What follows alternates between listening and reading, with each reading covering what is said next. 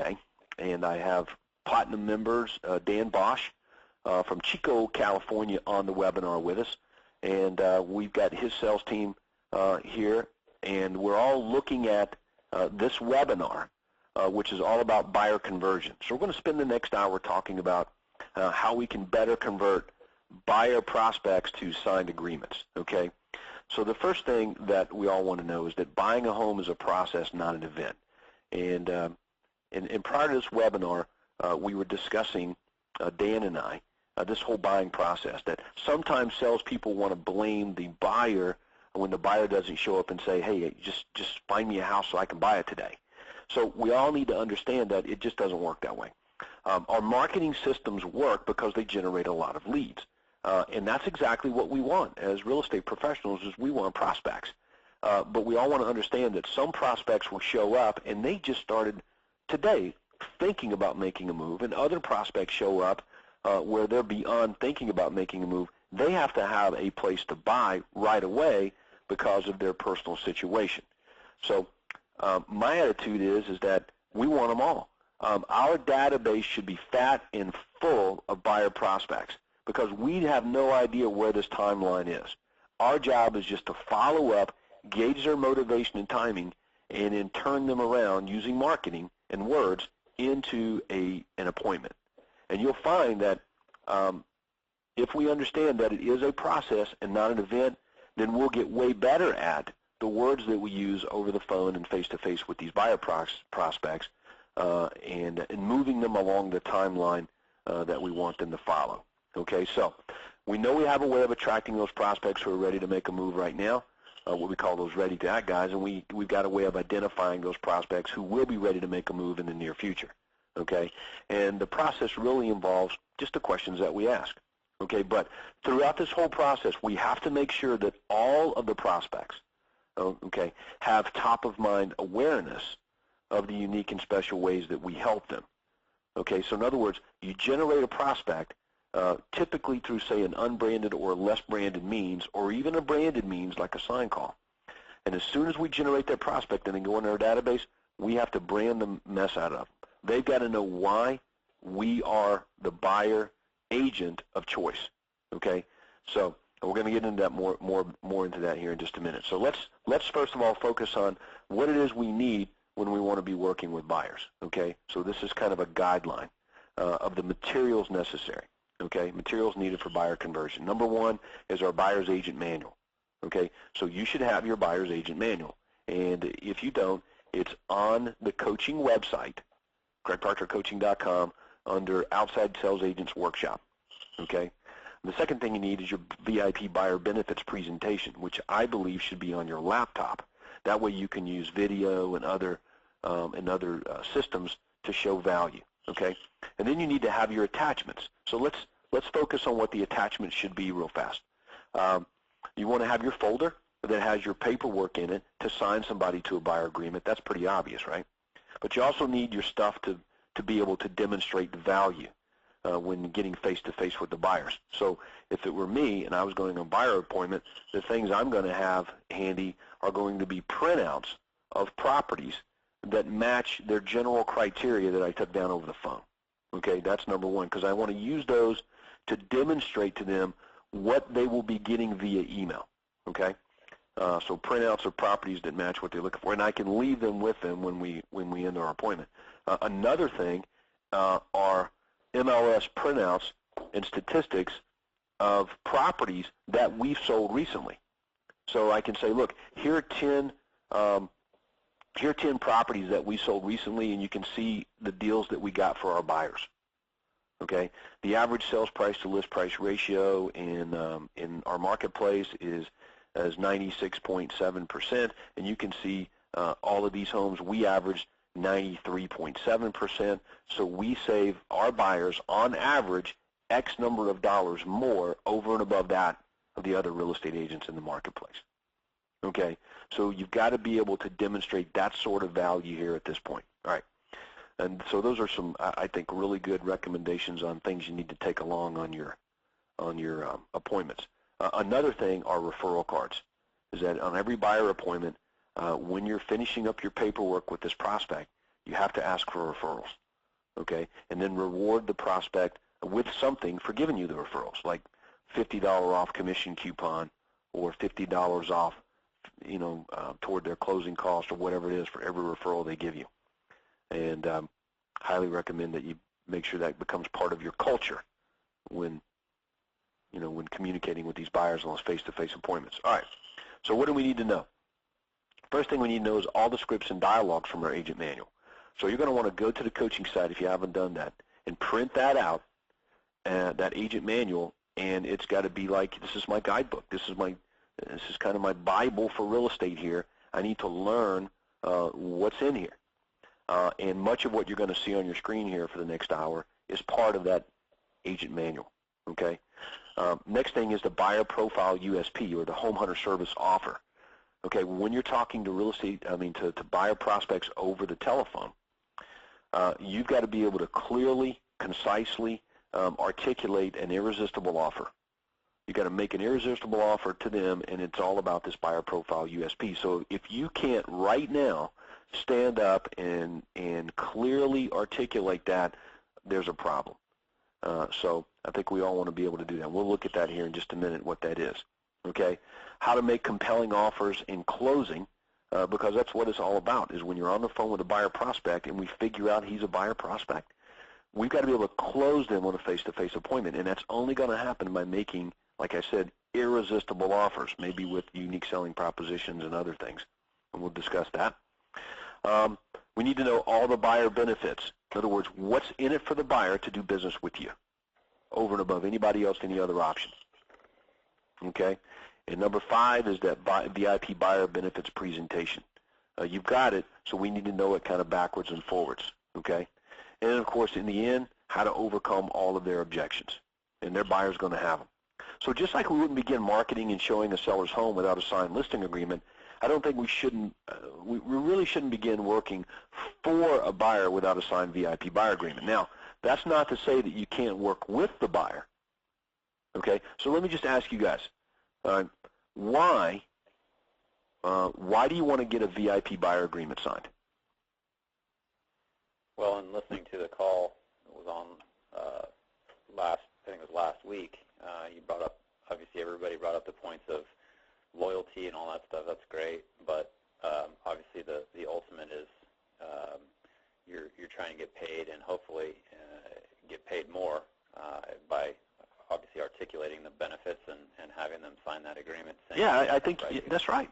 That's exactly right. The only reason to get a VIP buyer agreement signed, in my opinion, and I guess that's one that counts, is for payment.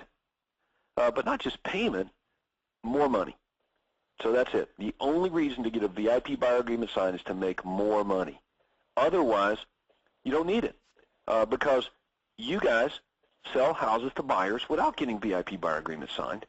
A buyer calls up, wants to go look at a home and buy it. You run over there, you show it, and you sell it.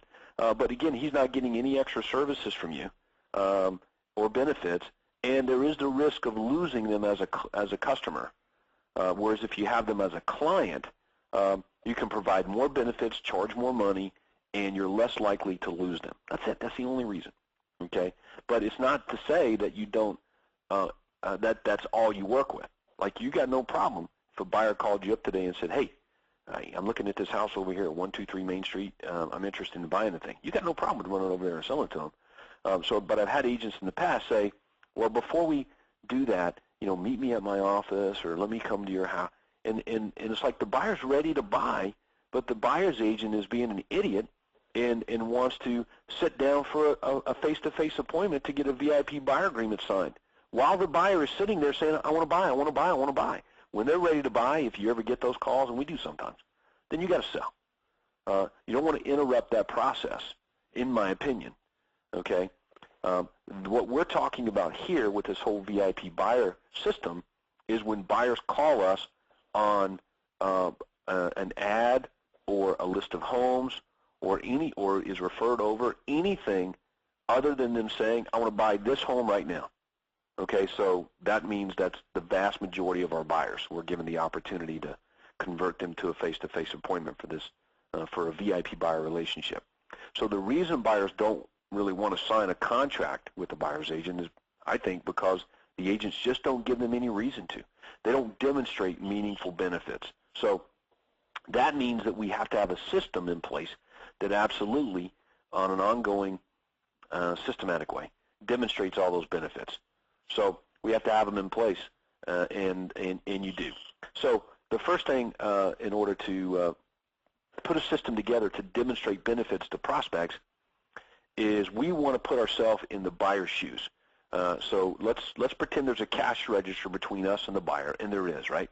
So we want to put ourselves on the other side of the cash register and enter the conversation that's going on in the prospect's mind, okay? So the question is, what is it that buyers really want in a buyer's agent? You know, what's going to compel them to pay attention to you as a buyer's agent? And it's not the fact that you have access to properties, because remember, they have access to homes as well, okay? So here's, from surveys and research and discovery, what buyers want in a buyer's agent. The first thing is a full understanding of what they want, okay? And the way you get that, obviously, is by asking. Up-to-date, thorough knowledge of homes on the market, superior negotiating skills, specialized knowledge on the best possible financing options available, okay, and a service program that makes it quick and easy for them to preview homes that they're interested in. All right, so let's back up to superior negotiating skills. All right, let me ask you guys, what do you think that means?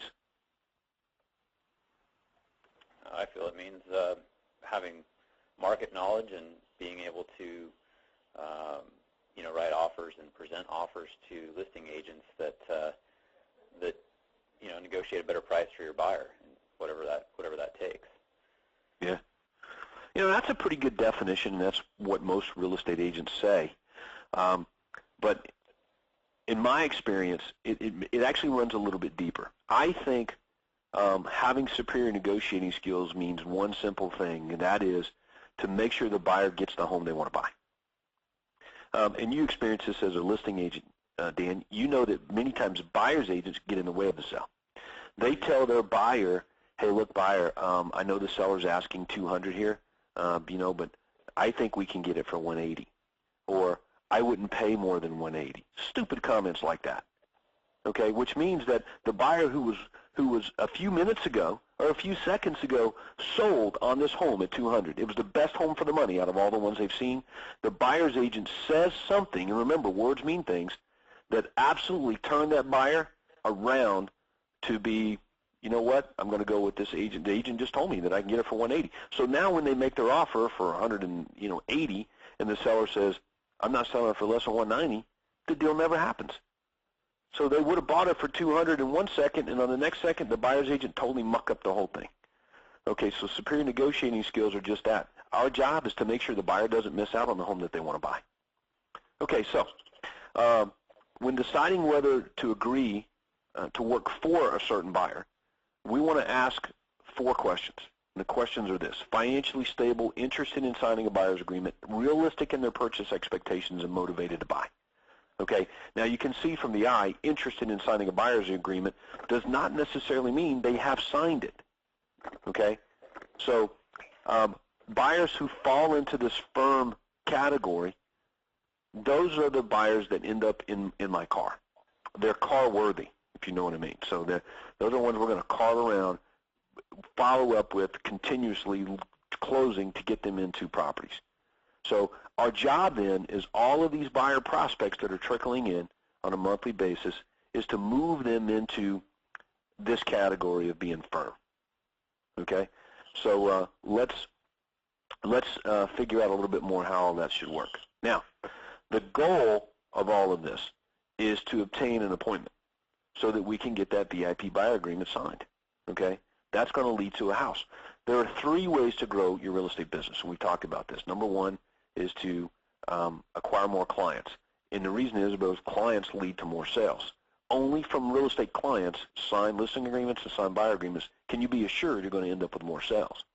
Okay, so one of them, acquire more clients. Secondly, obviously, is charge more per sale, and the third one is get your clients to come back and buy something else from you as often as you can. So only 3 ways. Okay, so get more clients. That means signed agreements. So that's obviously the goal with these buyers. Okay. Now, what do we say to them? You should have the universal callback script. In my opinion, you should have it memorized backwards and forwards. Okay, and you can see the buy side, you can see the seller side. So it's a real simple call that you make to these seller prospects. So these buyer prospects. So whether it's a sign call or an ad call or a referral, it's the same script. And the idea is to make a very good offer to the right prospect. Okay, now, if you run down through the script, and we're not going to role play it too much, but if you look at this script, the first part is when you call the prospect back. And to me, that's probably the biggest challenge most real estate agents have, is just reaching the buyer on the telephone, right? So you call the prospect back. Just remember what they're thinking is just like we're thinking when our telephone rings. Like, who are you and why are you bothering me? Okay, so we have to answer that question right out of the chute when the prospect answers the phone. Like, hey, Mr. Smith, this is Todd Walters with the Realty team, and the reason I'm calling is I received your request for X. And X is whatever it is they asked for. More information on a particular listing, the price of a particular house, a free list of distress sales and bank foreclosures. Whatever it is they asked for, that's what I'm identifying. So, hey, Mr. Smith, this is Todd Walters with the Realty team, and the reason I'm calling you back is I received your request for the asking price of $1065 going a quarter. Okay? And you give that to them. All right, so you never really want to hold back on information that people really want. All right, so most of the prospects that you're generating are coming from your marketing, like ads on the internet and things like that, right, Dan? Mm-hmm. Okay. Yeah. So we can just, looking at that, it's, Mr. Smith, this is Todd Walters, and the reason I'm calling is I received your request for a list of distress sales, and we've sent that information on over there to you. Is that okay? And, of course, the prospect's going to say, yeah, that's fine.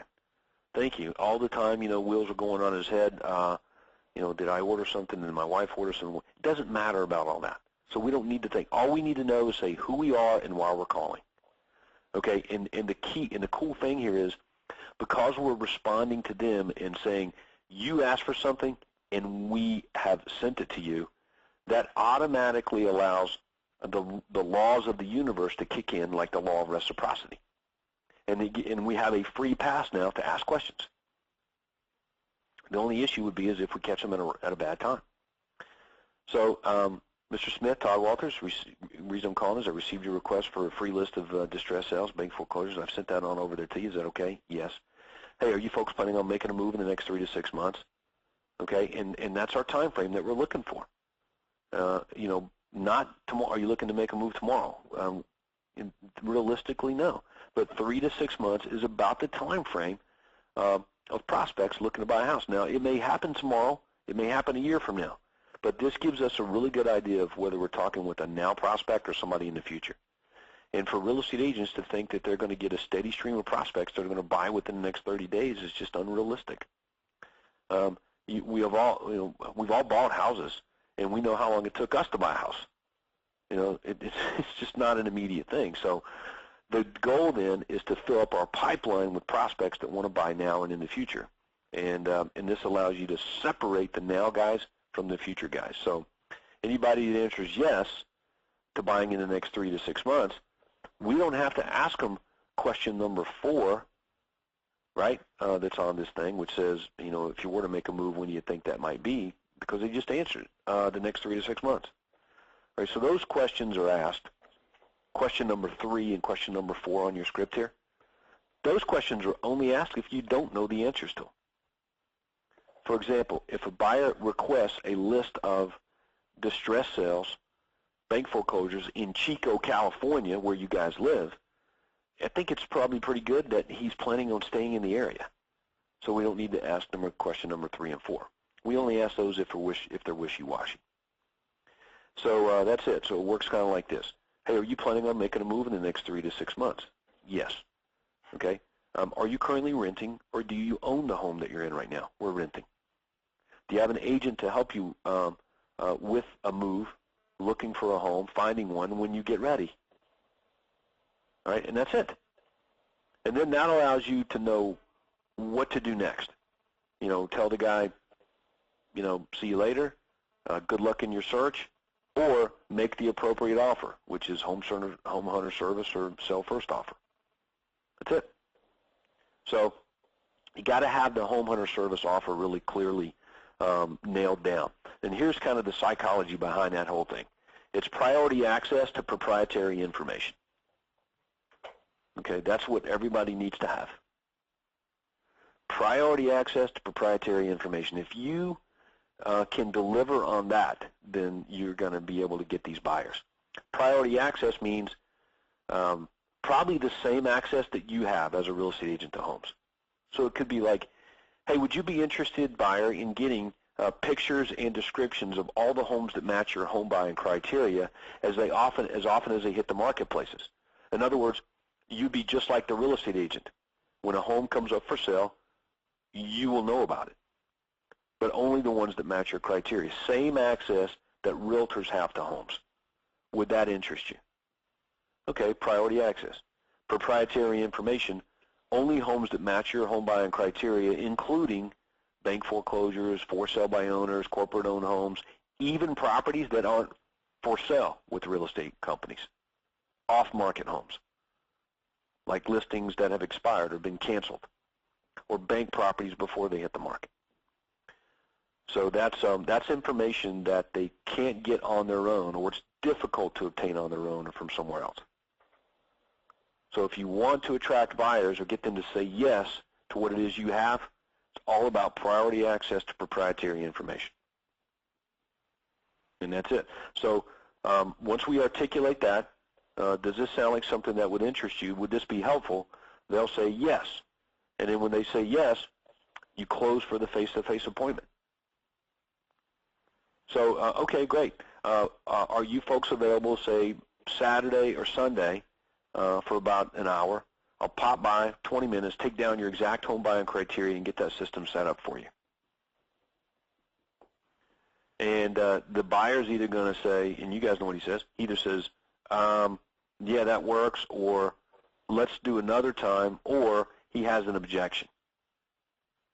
Okay, so their common objections are, well, why you got me on the phone right now? Why don't I just tell you what I'm looking for? Or can't you just send me the listings? Or let me check with my wife or spouse on the time and I'll call you back, right? Those are the most common objections, would you guys say? Yeah. Okay, well, those are the same thing that I would say is like, why do we need to get together? So you've got to make your response really, really good. But let's think about why it's better for the buyer if you get face-to-face. We already know why it's better for us, right? But why is it better for the buyer to get face-to-face to do this? Because let's face it, can't we take down their home buying criteria over the telephone? Yeah. And send them listings? Sure. Okay. So why do we want to get face-to-face? Now, we know why we want to, but what's in it for the buyer to get face-to-face? What do you think? Well, I mean, you've got to communicate that you have something to offer them. That you know that. I mean. But that's for us. That's the benefit for us. We want, we want to do this. We want. What's the benefit for the buyer, though? I mean, think. What's in it for them? Time. What's that? I think it would save them some time to come in and meet with us and get organized before we just start sending them everything on the MLS. Yeah, you're definitely on the right path with where you're thinking here, and that's the way. That's what you have to clearly articulate when you're met with an objection. Is what's in it for them? What's the benefit for them? And to me, it's as simple as, look, I can definitely take down your general home buying criteria over the telephone, but rather than me take down your general home buying criteria over the phone, and send you properties, possibly hundreds of listings that may or may not be exactly what you're looking for. If we get together face to face, we'll be able to specifically take down your home buying criteria because I have a list. There's over 100 individual features that you can search by, right? So you're going to be a lot less likely to miss out on the perfect home, which means that you're going to be able to beat out all the other buyers to the best homes because you're finding about them first, and get the best deal. And you're in control of the search process and not me. Right, that's it. So it's complete buyer control and less likely to miss out on the perfect home. So those are big benefits for the buyer. And, of course, the other one is the time aspect, and you mentioned that. So that's really good. So I think that dealing with objections that way, you'll be able to convert more of that will make perfect sense to them. I mean, just ask them, does that make sense? And they'll say, yeah, makes sense. Okay? And then, that's your best offer. So once you make your best offer and you don't get the buyers to follow through with the appointment, you've made your best offer. You either have to come up with a better offer, which means that you can get on the phone with me and say, I'm getting these objections, what can we say to deal with these objections? Or the buyer's just not ready. Okay? Now, let's deal real quickly with the prospects that just want to see the home they called on. All right? So if you look back up at the script here, and I'm calling a prospect back that says, and I say, hey, Mr. Smith, this is Todd Walters with the Realty Team. And the reason I'm calling is I received your request for more information on our property over there at 1065 Gunner Court. And Mr. Smith says, yeah, I want to see that home there at 1065 Gunner Court.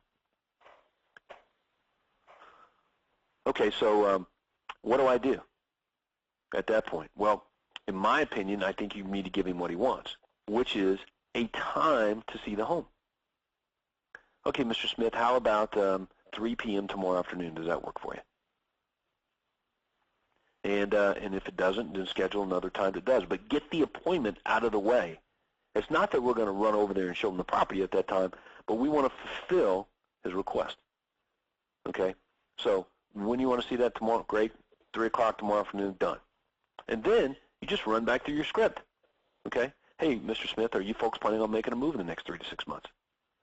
Are you guys currently renting or do you own? We're renting. Do you have an agent to help you when the time is right? No. And then you make your offer. Hey, would you be interested in getting pictures and descriptions of all the homes, including this one, that match your exact home buying criteria, sent over to you as often as they become available? We have a special system, computerized system that searches all the homes out there, including bank foreclosures, company-owned homes, and other distress sales, as well as all the listings by real estate companies every day, even while we sleep. And you will find out about these properties at the same time real estate agents do. So you'll be able to beat out all the other buyers to the best homes. That's a free service, and you're not obligated to buy anything. Does that sound helpful? And if the guy says, yeah, that sounds great, then obviously I'm going to close now for a face-to-face appointment to do that before we go look at the other home, because there may be some others available that he might want to see at the same time. Pretty easy. All right? But if he says, no, I don't think so. I'm only interested in this home. I only want to see this one at 1065 Gunner Court. Okay.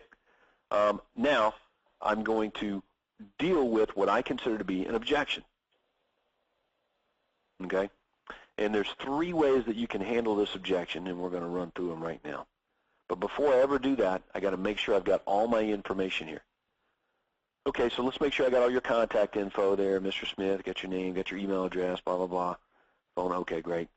Now, we're going to see that property at 3 o'clock tomorrow, but the owner of this home here at 1065 Gunner Court respectfully requests that all the buyers that come over and look at their property be pre-qualified, pre-approved to buy. So is it okay if I ask you to fax me a copy or email me a copy of your loan pre-qualification letter?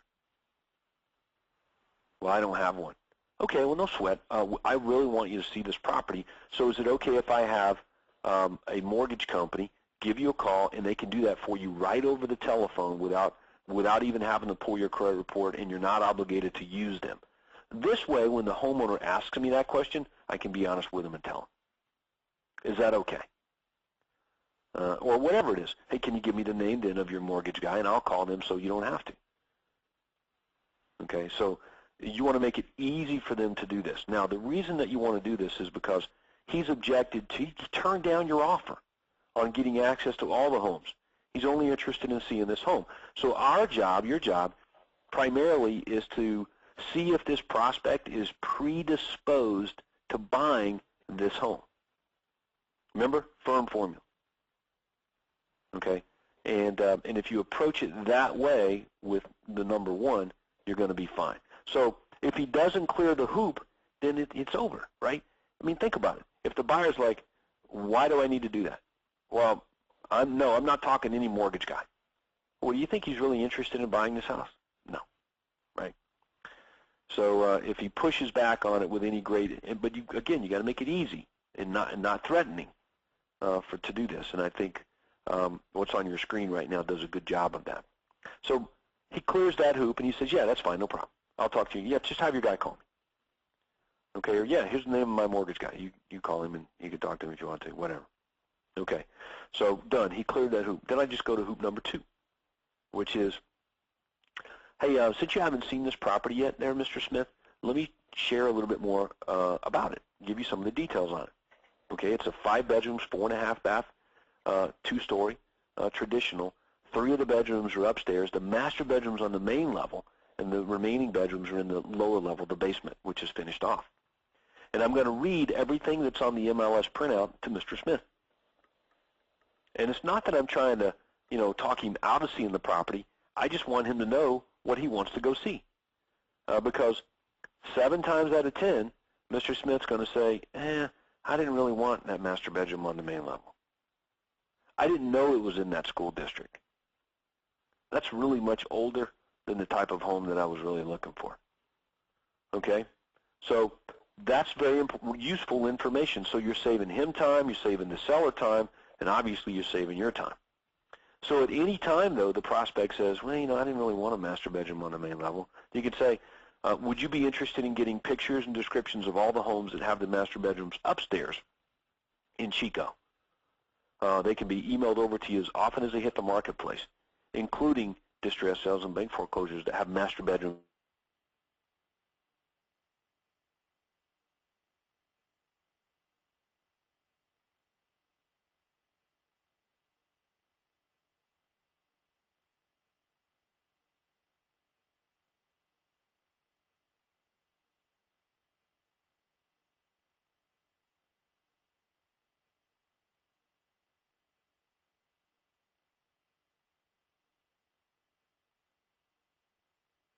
Go back again, describe the house, and if they say, yeah, that's exactly what I want, then you're on your way to showing it to them. If they say, well, I didn't want the master bedroom on the main floor, then you make the offer again. You make the offer again, but tie it specifically to what they want. Okay. What's my concern is that they've already said, no, I don't want to do that. Well, remember, he said, I just want to see this home. So in his mind, he heard something, but he was primarily interested in this home first. So he rejected what you said before. Well, now he's no longer interested in this home because he wants something specific. So you offer him that something specific. So in the scenario I used, which was, I didn't know it had a master bedroom on the main level. We don't really want that. We want the master bedroom upstairs. So would you be interested in getting access to all the homes that have master bedrooms upstairs in that same area? Okay. And of course, it's logical, right? That's exactly what he said he wanted. So I just offer that to him, and it's the same offer. It's just a different way. It's more specific to what he said he wanted. So, but if he says, "Yeah, that home sounds great. That's definitely what I'm looking for," then you're on to step number 3. Okay, which is, okay, Mr. Smith, let me ask. Assuming that the property meets your needs, were you planning on making an offer on it when we take a look at it tomorrow at 3 o'clock? And the reason I'm asking is I want to make sure that we have enough time in the schedule to put the offer together. Well, I don't know about that, Todd. I mean, we just started looking. I don't know about any offers. Okay? Now, this is very important because if the guy says, well, yeah, man, if it's what we're looking for, we're buying it. Okay, then I'm on my way. Okay? But if he says, nah, I don't know, we're not making any offers. We still got to sell our home, or, we've got our lease that we're in right now, or whatever the thing is, then I get to come back and say, oh, so you may be open to other properties that match your home buying criteria that could even be better than this one, right? And he's going to say, yeah, sure. So if he is, then I get to close for that face-to-face appointment. But the whole idea here is to non-threatening. Just make sure the buyer's predisposed to buying the property that they said they were so interested in taking a look at. Otherwise, we become taxi cab drivers wasting their time, ours, and our seller. So, but that's the how to deal properly with that objection. I'm only interested in seeing that one home. Now, one question for you. They call in on that house, and you say, you get to the point where you say, would you be interested in getting access to all other listings as they come on the market? And they say, yeah. So, well, why don't you come into my office? We can sit down. We can, go over it, and then we can go take a look at that house. And they say, well, we're just meeting at that house anyway. Why don't we just do it there? Obviously, that's not the best environment to be doing that in. So, what would you counter that with?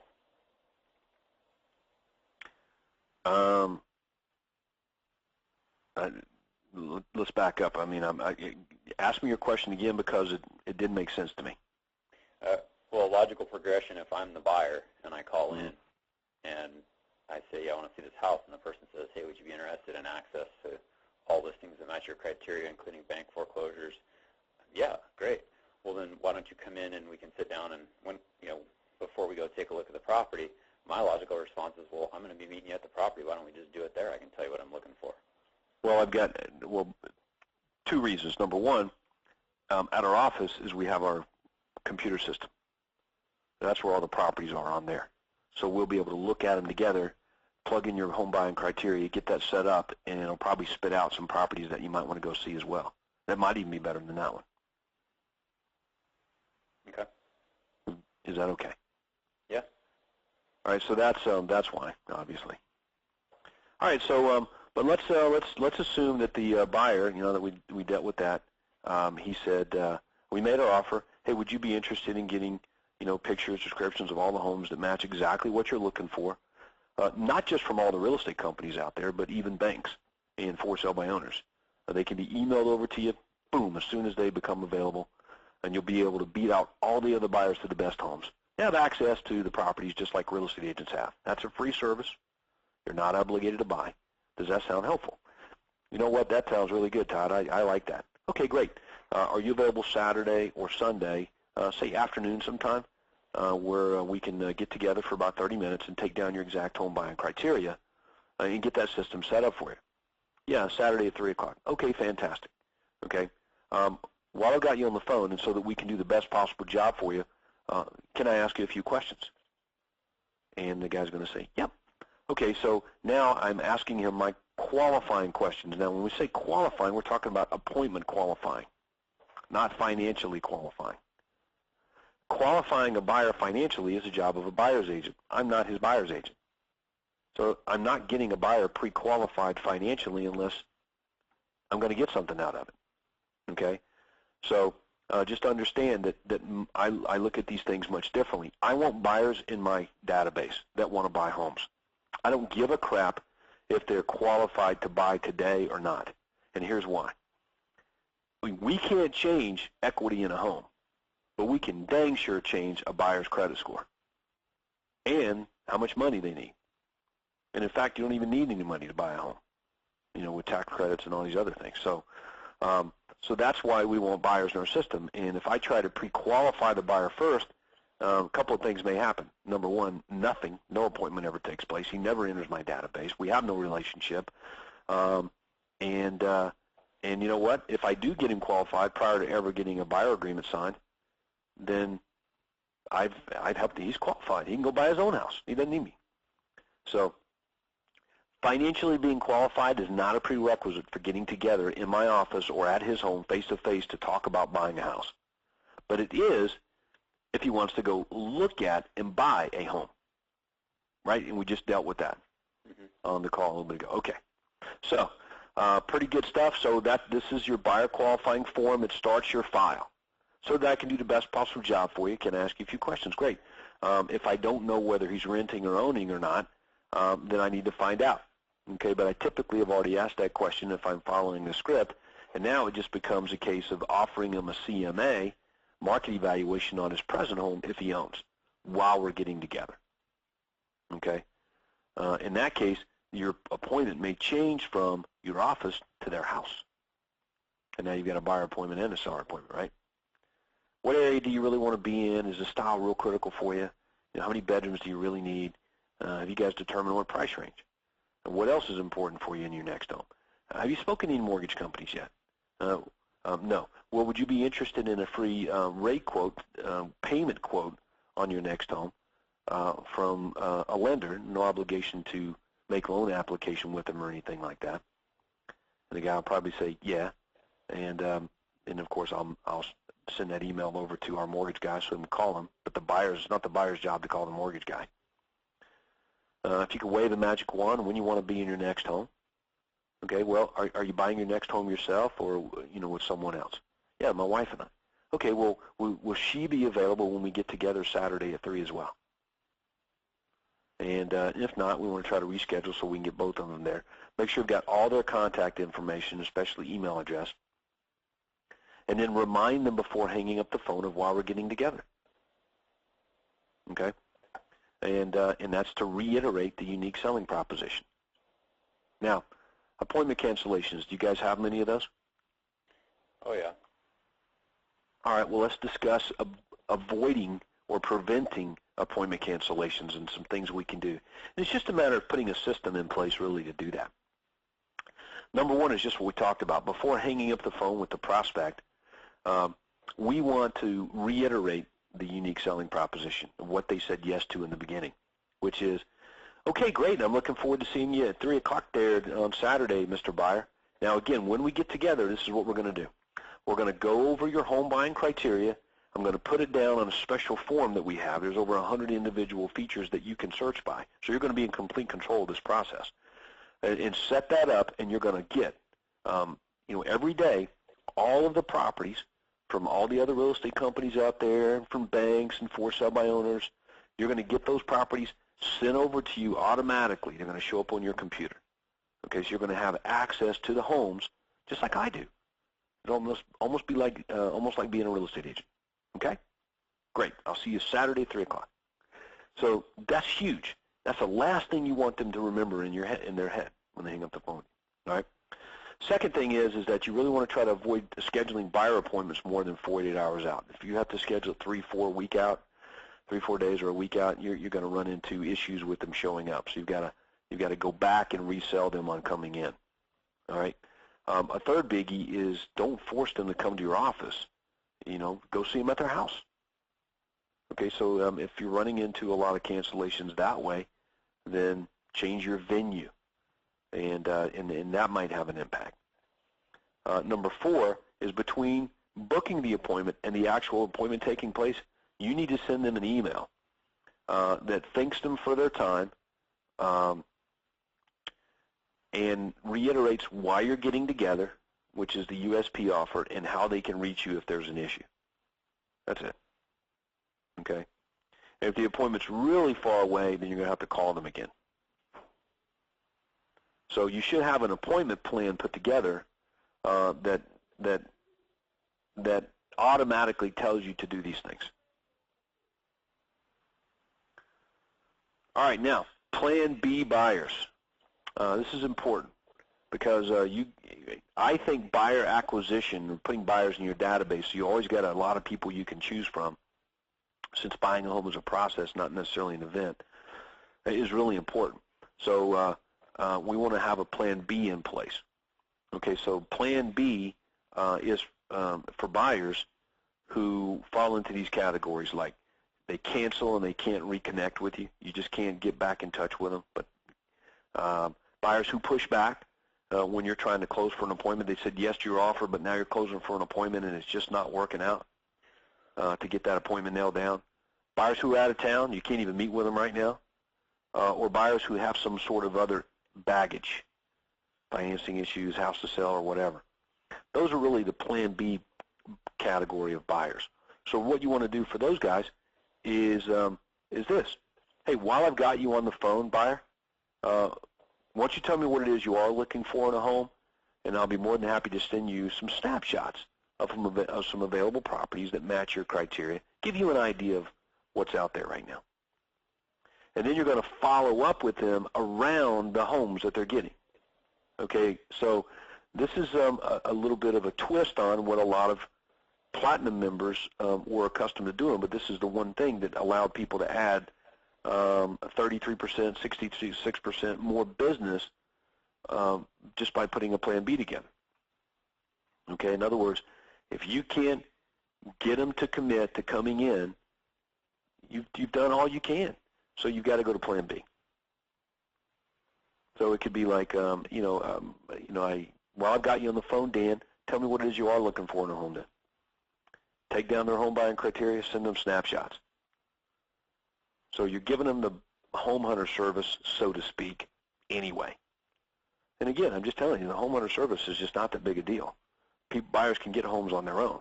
So you're not going to be able to convert buyers to sign agreements using the home hunter service. Okay, it's just not valuable enough. All right, and we'll get into that here in just a minute on the benefits of what will convert them. But priority access to proprietary information, things that they don't believe they have access to right now, to me is the only way that you can probably get them to say yes to getting face-to-face. It's got to be something that they can't get access to right now. But if you're offering them something that they have readily available to them, that they feel like they can get on their own or from other sources, not going to get an appointment. That's why I put so much emphasis on that whole priority access to proprietary information thing. Okay, so we've got the buyer, the Plan B guy. He pushed, I made the offer. Would you like X? He says, yeah, I want that. I closed for the appointment. He says, well, I don't know about getting together right now. We just started looking. I don't think we're really that motivated to do that. Let me just call you back when we're a little closer to doing something. Okay? This is where most agents fall apart. So I can say, well, you know what? Hey, while I've got you on the phone before we hang up, why don't you just tell me what it is you are looking for in a home then, Mr. Smith? And I'll be more than happy to send you some snapshots of some available properties just to give you an idea of what's out there since you just started looking. Is that okay? And he's like, yeah, sure. So he gives me his general criteria over the phone. I put him in my little system, and I send him some pictures and descriptions of homes. And then, of course, I've scheduled myself an activity to follow back up with Mr. Smith. So I call him back up. Hey, Mr. Smith, this is Todd Walters, and the reason I'm calling is to check in with you guys, see if you bought a home yet. And that's really all I'm interested in, right? Has he bought or has he not bought? And if he says, no, we haven't bought, well, great. Hey, would you be interested in getting pictures and descriptions of all the homes that match exactly what you're looking for, including these off-market properties like bank-owned homes and for sale by owners and other distress sales? They can be emailed over to you as often as they hit the marketplace, because we've got this cool little system here that searches out those homes daily and sends them to buyers that are interested. Do you think that would be helpful? So I just redo the offer, redo the script, just go back through it. And the reason is because he doesn't remember our previous conversation. He remembers a conversation, but he doesn't remember the details, so you're basically starting all over every time you follow back up. But the entry into that script is just that. Following back up, see if you guys have bought a home yet. Okay? So you guys got that?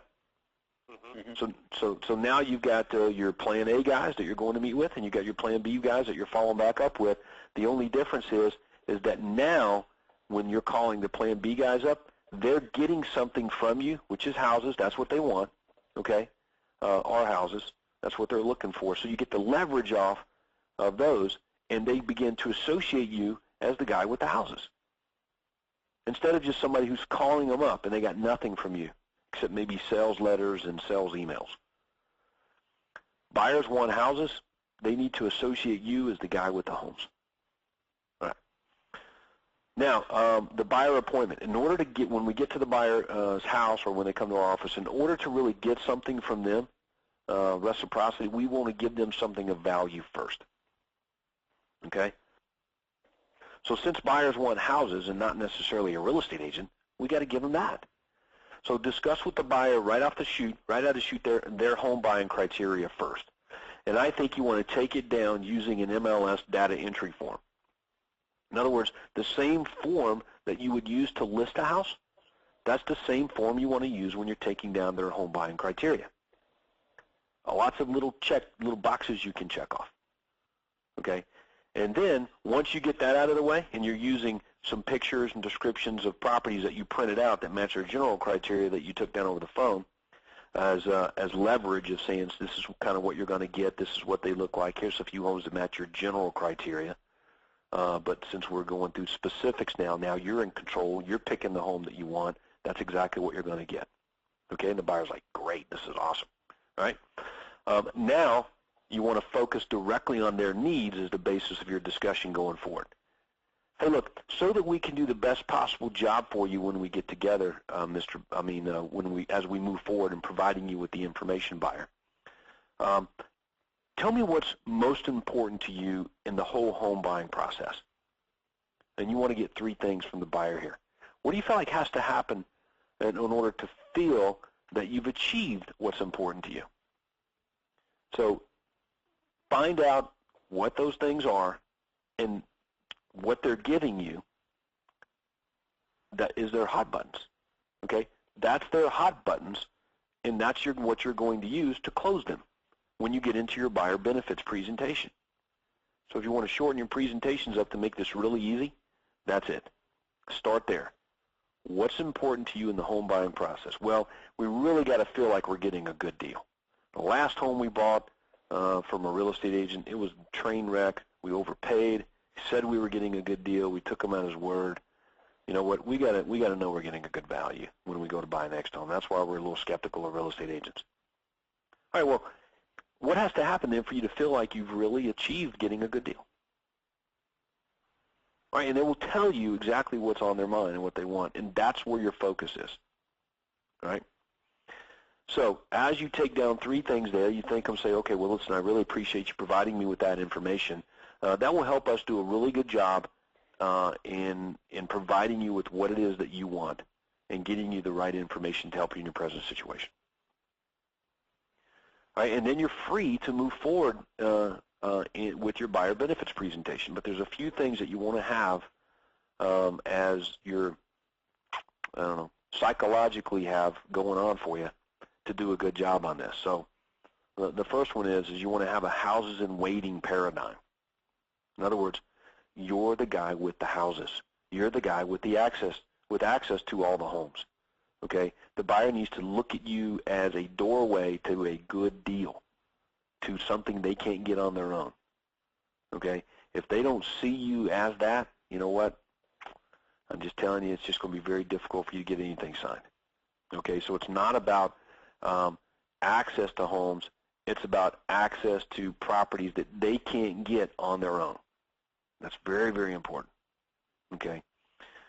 Fast and easy priority access to that stuff as well. And, of course, reversing the risk of doing business or getting into a relationship with somebody they don't know. Risk reversal, like a buyback guarantee, home warranties, the ability to fire you, okay, and possibly even guaranteeing them a cash savings. So we're not going to go through the buyer benefits presentation, right, because you guys already have that and know what it looks like, okay? But I would think that you obviously want to have your laptop up ready to go so when you get into it, you can describe it to them this way. Okay, well, look, thanks for sharing that information with me on what's important to you in the home buying process. That will help us do a good job for you of providing you with the right information to help you in your present situation there, Mr. Buyer.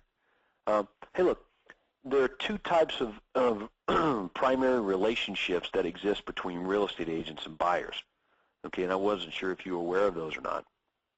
But the first one is seller agency, all right, and the next one's buyer agency. Seller agency is where the real estate agent represents the home seller, the guy selling the house, and they owe them fiduciary duties. In other words, their job's to make sure that they're getting everything that they want at the expense of the buyer.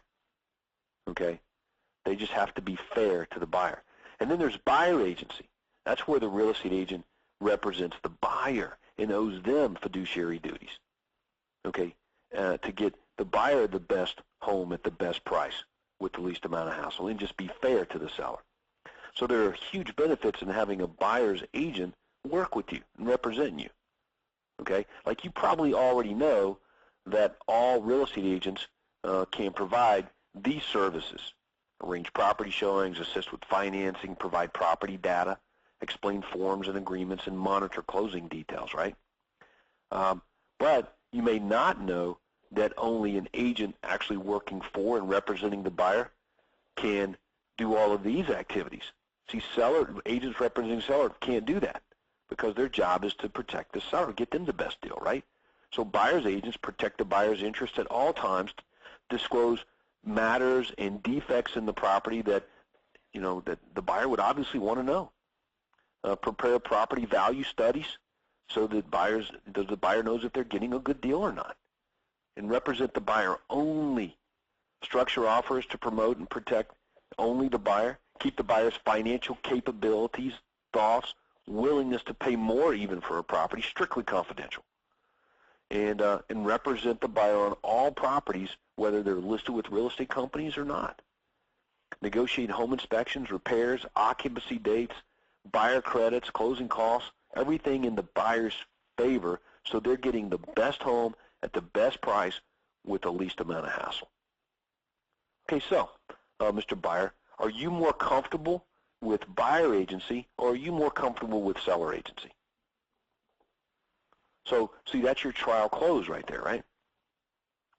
Now, if you've done a good job at this point of giving them access to homes, demonstrating value, that you're giving them access to properties that they can't get on their own or from anywhere else, okay, and focused on their needs as the basis of your discussion there, it's a 5-minute buyer benefits presentation.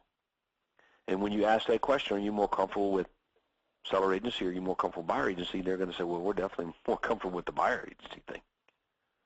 So if they are more comfortable with that, then that's your green light to fast forward to the paperwork. Okay? But if they give you some resistance, well, I don't know, we bought the last home, with ourselves. We didn't use a real estate agent. We're a little uncomfortable with real estate agents. So I think we're just going to do it that way now, Todd. Thank you. Well, you know what? I got to continue on through the buyer benefits presentation, right? I got to say, well, let me just share with you then some of the things that we do that could probably help you save even more money than you might even thought possible. And then you continue on through your buyer benefits presentation. But for the sake of our call today and webinar, why don't we just assume that they're, yeah, Todd, I really love the buyer agency thing. That sounds really good to me. Okay, then we're going to fast forward through to our paperwork, right? So let's take a look at the VIP buyer agreement then. So I go straight to the paperwork, and then I just go through all the benefits for them, one at a time. Discuss the benefits intimately, especially since we haven't done it in our benefits presentation. And I focus in on how they're going to benefit, and I tie our services to what they said in the beginning was most important to them. Hey, we really want to know we're getting a good deal. Okay, so I'm going to tie all of these things into that. We're going to assist you in securing the best financing. I'm going to provide you with regular updates of properties that match exactly what you're looking for. You can drive by them on your own. There's never any pressure to buy. We'll arrange private showings of any property that you want to see. Doesn't matter who the owner is. When you find a property, we're going to discuss the best strategy regarding, the offering price, the financing terms, etc. We're going to help you prepare the offer with terms weighted in your interest. Okay? Present the offer on your behalf. This is important. Present the offer on your behalf and negotiate in your favor to make sure you get the best possible deal. Recommend competent affiliates to help you with the total home purchase process, which includes legal expertise, home inspections, appraisals, all these other things. We're going to be available to answer any questions you might have along the way, and there's some other big bonuses that we have to offer as well, like a home warranty that will protect you if something should break after you move into the home, like the air conditioner or hot water heater. The home warranty company will cover the expense of those things being replaced. You're going to get one of those. You don't have to pay for it. You'll receive our written guarantee that if you're not happy with the home that you like, we'll buy it back from you. This means that you're in complete control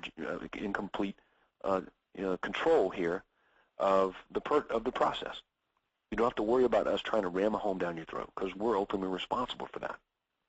And if at any time you don't like the job that we're doing for you, you just pick up the phone, tell us that we're fired, and we'll collect our things, and and you go. We don't want to get in the way of you buying a home and having a pleasant experience through the whole process. So do you have any questions about the benefits of our VIP buyer system? And are you okay and comfortable with us helping you purchase your next house? Okay, so there you are. And I can say, okay, great. Do you know how real estate agents get paid?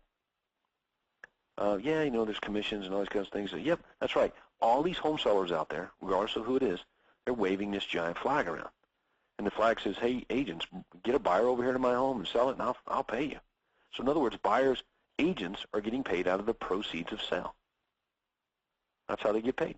So our fee of 3.5% of the purchase price is going to be paid to us by the seller of the home that you're buying.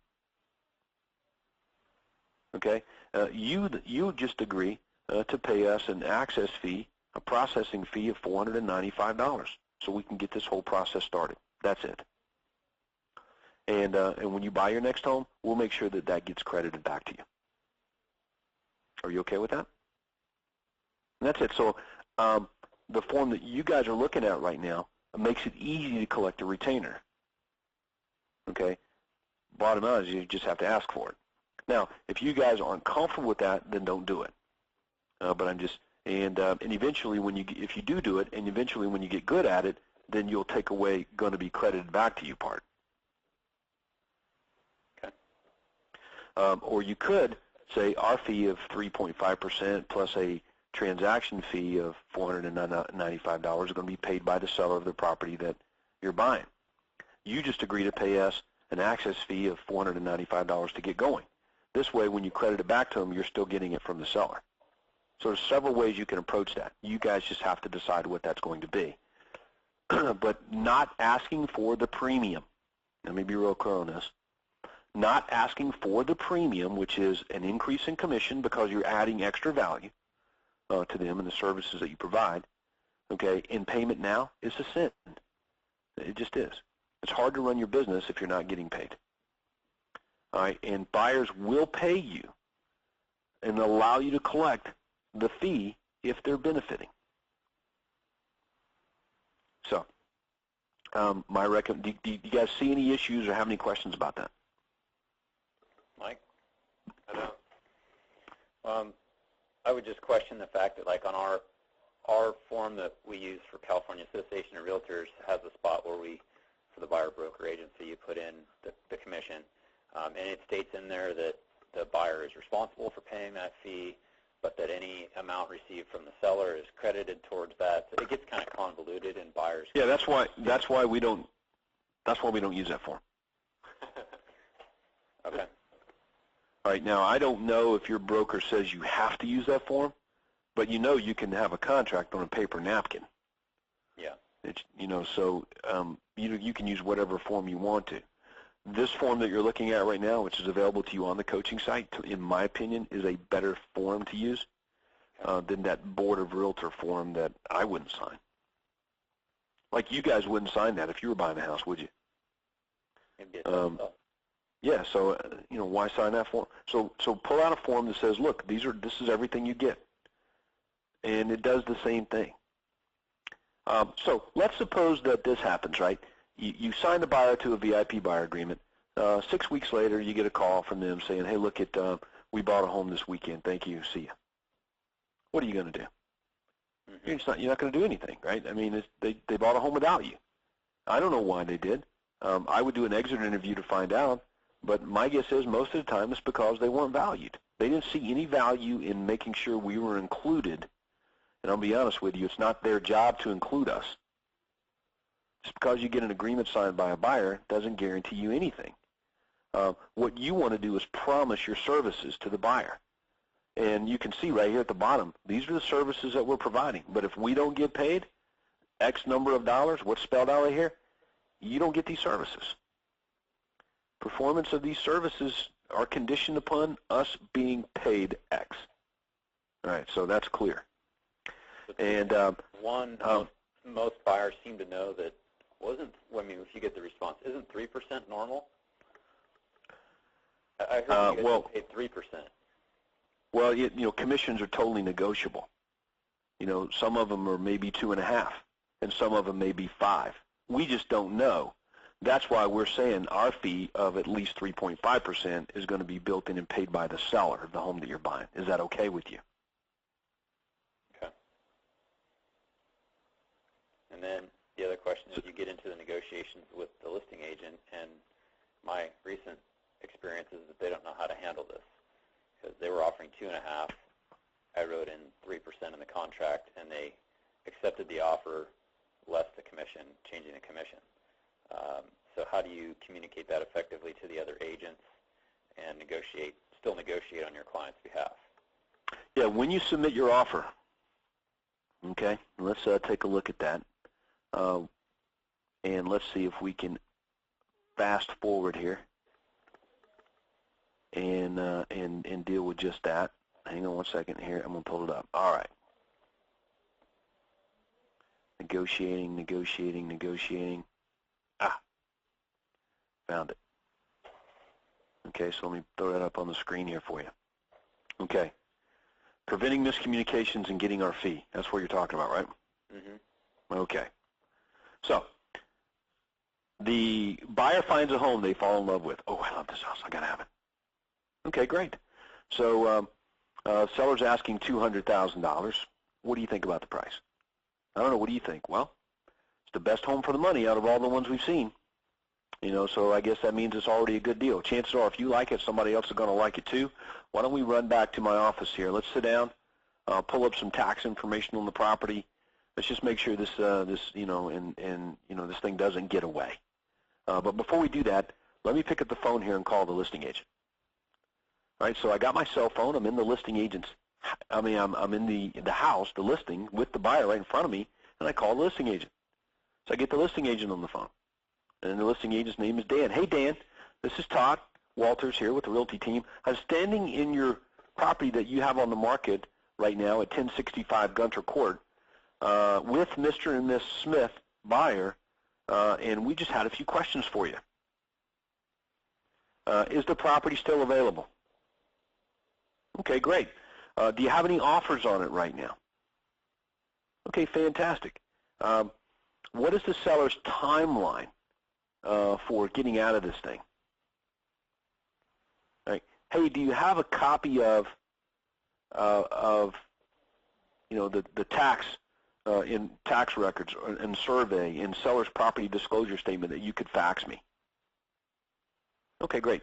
Hey, look, if I get an offer to you on this home over the next, say, couple hours, how soon do you think you can get it in front of the seller? Okay, good. Look, is there anything else that I should know about or should include in any offer? How's the seller's flexibility with the price? And I threw those up on the screen so you could see them right now, but that's where this whole process starts, is in communication. I have a buyer. I'm in your house. Now I've got the buyer looking at me while we're on the phone with the listing agent. If anything goes sideways in the future, they're not going to blame me because I'm including them in the process. And I'm starting this process right now with the listing agent, right? Okay, so I get that done. We head back and we write up an offer. Now I'm going to show you real fast here within about 10 minutes how you can get for your buyer and yourself everything you want and need going forward. Okay? So the first thing is that let's suppose the real estate commission is 3%. Your buyer agreement is 3.5%. So you have a 0.5% deficiency. Okay? It's a $200,000 home. That's $1,000. Okay, so buyer, seller's asking $200,000. What do you want to offer? I want to offer $190,000. Okay, $190,000. Remember when we first got together, I told you our fee of 3.5% would be built in. Seller's going to pay it. You still okay with that, right? I mean, that's what we agreed to. We're going to move forward and do that. Yeah, I don't care as long as I don't have to pay it. Okay, great. So see this blank right here in the contract says closing cost. That's where all that information goes. So while we're doing that, it's and a 0.5 point is $1,000 because they're giving away 3 right now. So we're going to put $1,000 in there for them to pay towards closing costs, and that's going to cover that 3.5%. So you're not paying it; they are. Did you want to, ask for anything else, any other closing costs? Or, yeah, I want to get, $4,000 towards my other cost. Okay, great. So your offer is $190 and the seller paying $5,000 in closing costs. So that's the offer. All right? Now, to make sure that there's no miscommunications here, and I don't have anybody else down the road screwing this up for me, I just put in the special stipulations this paragraph that you see right here on your screen. Closing cost, as referenced on page whatever of the purchase and sale agreement, include all of these things. And you can see right there buried in it, buyer agency fees. Okay, so that's important. We can collect fee deficiencies or whatever it is we want to be paid on the buyer's behalf through the closing cost, okay, being paid by the seller, but only if we outline what those things are. And we got to make sure we do those two things. Failure to include that is where things will go sideways. Now, negotiating, okay? I present the offer to the listing agent. Here's our listing. Here's our offer to our listing agent. 190. Buyer wants 5,000 in closing cost. Listing agent says, "Thank you. I'll get back to you." Agent calls me back and says, "Okay, they're not going to sell the home for 190 and pay $5,000 in closing cost, Todd, but they will sell it for 195 and pay no closing costs." Again, this was a $200,000 home. So I'm like, "Okay, thank you. I really appreciate all the effort in getting a $5,000 concession. That's awesome. I really appreciate that." Now, let me stop right there. What most real estate agents would do at that point is hang up the phone. Okay? But if you'll think back what we just talked about on our VIP buyer agreement, the buyer said, "Todd, negotiate on my behalf to get me the best deal." All right? He's authorized me to negotiate for him. So I'm not going to hang up the phone with the listing agent and delegate that negotiating activity to my buyer. I'm going to be the negotiator. All right? I'm not going to be a messenger. And this is where most real estate agents lose control of the whole process, is because they decide they're not going to be a negotiator anymore. They're just going to be a messenger. They hang up the phone. They call the buyer. "Hey, their counteroffer is 195. What do you want to do?" And the buyer's like, "Okay, take it." And you're like, but what about our fee and all these other things, right? So it's a problem. Don't do that. So while you're still on the phone with the buyer, with the listing agent, it's like, "Okay, look, thanks for the counteroffer of 195, hypothetically here. Really appreciate that. A $5,000 concession. That's awesome. I'm very confident we're going to get this thing worked out, but I need to apologize, Mr. Listing Agent, Miss Listing Agent. I'm really sorry that I didn't do a good job of letting you know how important those closing costs were to my buyer. It's huge." So I guess what you're saying then, if they'll do 195 and pay 5,000, and pay no closing costs, that they would probably do 200 and pay $5,000 in closing costs. Is that right? "Todd, you get us 200, we'll pay the 5,000. Okay, great. So now I've got the counteroffer that I need. My buyer does not want to come out of pocket with these extra fees and costs, and he wants the services that we provided, and is conditioned upon us getting paid. So that's the deal."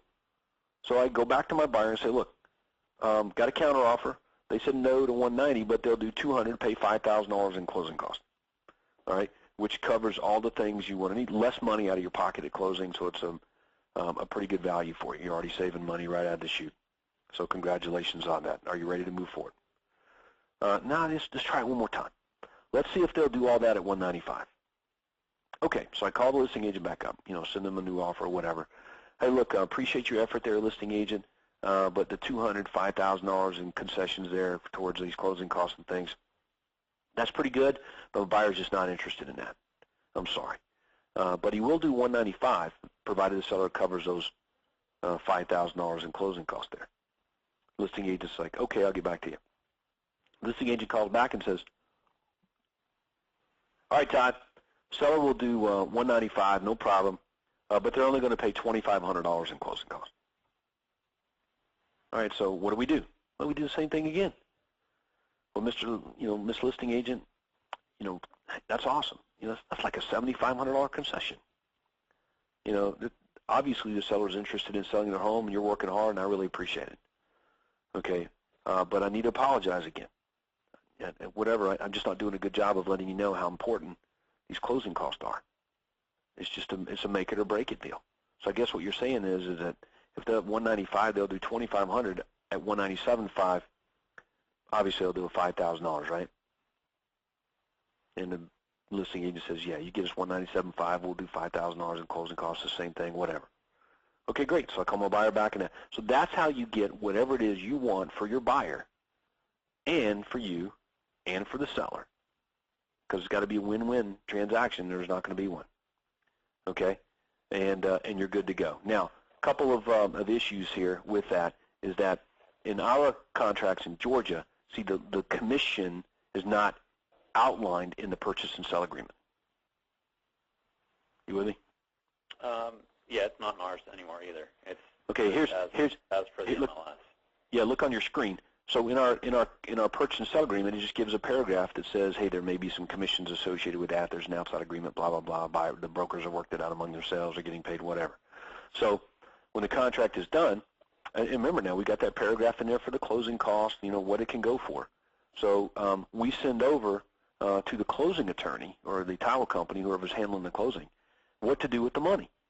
The MLS is, if the MLS had 3% in it, then that's what goes in the little blank here. We get 3%, and down in the special stipulations here is where we say, hey, the buyer requests that $1,000 in this circumstance here that we were talking about hypothetically, $1,000 of the closing cost being paid by the seller be paid to us at closing as per our buyer agreement that's attached here to. And the closing attorney, title company's like, okay. And if the other agent calls back up and says, what's this? They can say, well, the buyer owes us $1,000. He just elected to roll that into his closing cost that the seller's paying. And the reason he owes us the money is because he elected to take on, he wanted some additional services. But one of them is an insurance policy that says if he's not happy with the home, we're going to buy it back. So that obviously keeps you from getting sued if they're not happy with the house after they buy it. Are you okay with that, listing agent? And always they say, yeah, man, that's pretty cool. So that's it. Okay. So the listing agent just doesn't want to be showed up. They don't want to know that, hey, you're taking money. You're getting money. It's not fair. Well, it's not fair because they don't know what we're doing on our end. So don't argue with them. Just tell them. So look, the buyer's wanted some extra services, and that's why there's more money for us. And the extra services are this. Number one's an insurance policy, the buyback guarantee. And here's why that benefits you. Okay, and you know what? It's just a non-issue now. Okay. Now, one other circumstance that might happen is that we're at the closing table and the and listing agents make a big deal out of you guys getting more money or whatever, right? Mm-hmm.